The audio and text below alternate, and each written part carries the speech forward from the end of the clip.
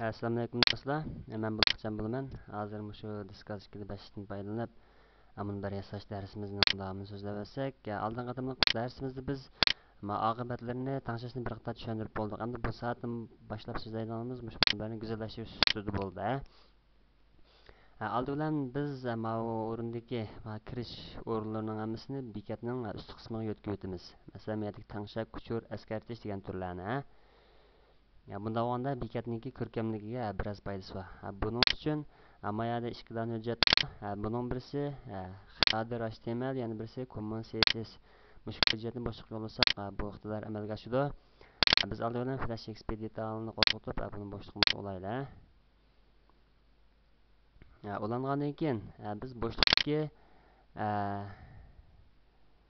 BBS qisqich ichidan template, uni keyindan default, uni keyindan common. Shu qisqichni ochib, bu yerga ikki hujjatni mishaga yo'llaymiz. Bu hujjat shu Jomenda lamba. Men turdashlar bu hujjatning asl nusxasini ta'minlab beraman. Masalan, shu hujjat shu. Bilan biz buni yo'llab o'taylik.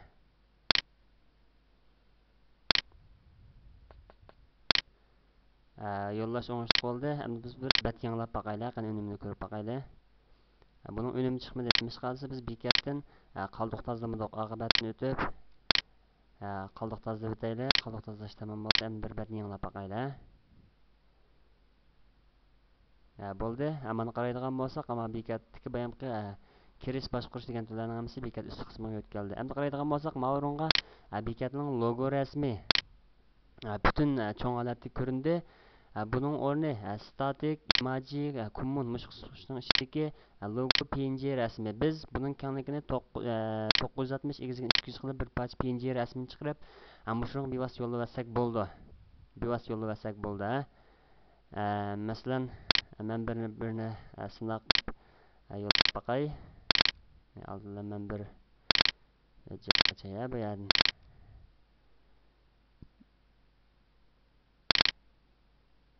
bu yoqda yo'q ekan.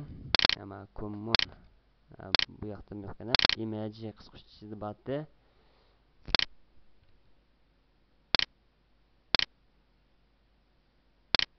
Masalan, men shu hujjatning o'zini yo'llab boqay.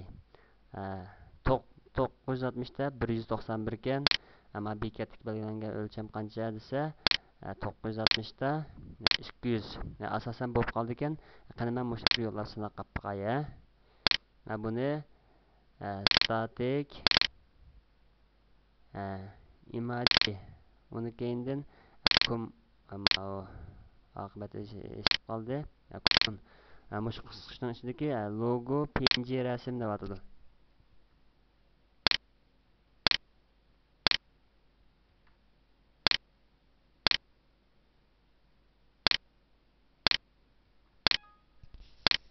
Bo'ldi. Men bu hujjatni boshqa yo'llab o'tay. Bostirib asli hujjatni o'rniga bostirib yo'llab olsak, rasm almashadi. Endi men betni qaytib bir yanglab boqay. Mana qaraydigan bo'lsak, bayamqi rasm hujjati almashdi degan gap. Musulni bayni bet usti rasmini o'zgartirish bo'ldi. Shu kengligi 960 ham egizligi 200 piksel. Bu shaklda bir parcha nimalar rasmni aylab, logo PNG shaklida saqlasak bo'ldi. Endi bizning bekatga ba'zi vaqtda buning o'rniga flash rasm qistirib, buni qanday qistiramiz desa, biz oldin bir parcha flash rasmni boshqa yo'llaymiz. Masalan, men ilgari bekitib ishlangan flash rasmni o'ringa agirib qo'ydim. Masalan, biz buni ko'rib boqaylik. Mana Buloqchan bo'libniki flash rasmi. Turdashlar flash rasm ishlashga mayli bo'lsa, shuni qo'yasi bo'ldi.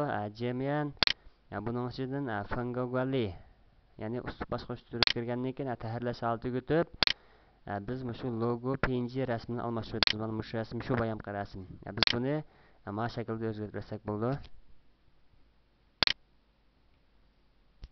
Bu rasmniki kengligi 960, egizligi 200. Shu cho'nliqdagi rasm bo'ldi. Bir o'rinlarni o'zgartiramiz. Rasm flash rasmni yo'llab olgandan keyin buni tejov qilib atdik. Undan keyin Gongju tizimligidan kirib, bu o'rindan qoldiq yanglab o'taylik. Yanglab olgandan keyin qaytib bir betni Yanlış çıkıp bakayla.